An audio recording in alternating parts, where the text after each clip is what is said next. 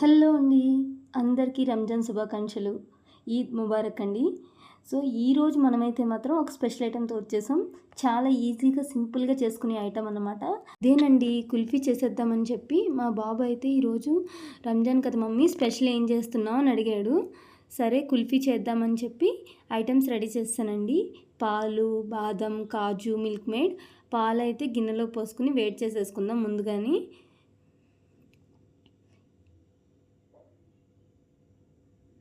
పాలైతే వేడెక్కుతూ ఉంటాయండి.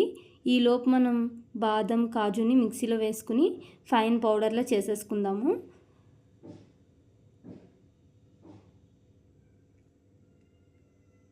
పౌడర్ అయితే రెడీ అయిపోయిందండి. ఇప్పుడు ఈ పౌడర్ని మరుగుతున్న పాలల్లో వేసి బాగా కలుపుకుందాము.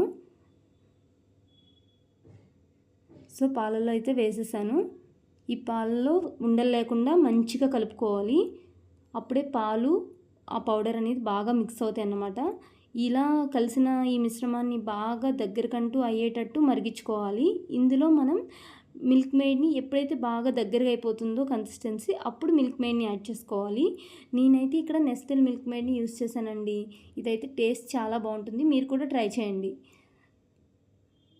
ఆ కన్సిస్టెన్సీ అనేది బాగా దగ్గరకంటూ అయిపోయిన తర్వాత సో ఇలా రెడీ అయిపోయిన కన్సిస్టెన్సీని మిల్క్ని పక్కన పెట్టేసుకుని చల్లారబెట్టుకుని కుల్ఫీ మౌల్డ్లోకి తీసేసుకోవాలండి. కుల్ఫీ మౌల్డ్స్లోకి తీసేసుకున్న తర్వాత వీటిని జాగ్రత్తగా డీప్ ఫ్రీజర్లో స్టోర్ చేసుకోవాలి. ఒక 4 to 5 అవర్స్ స్టోర్ చేస్తే మనకి ఎంతో ఇష్టమైన కుల్ఫీ అయితే రెడీ అయిపోతుంది.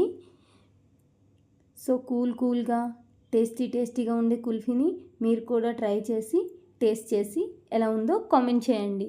మన ఛానల్ని అయితే లైక్ చేసి సబ్స్క్రైబ్ చేయండి అండ్ షేర్ కూడా చేయండి. థ్యాంక్ యూ అండి.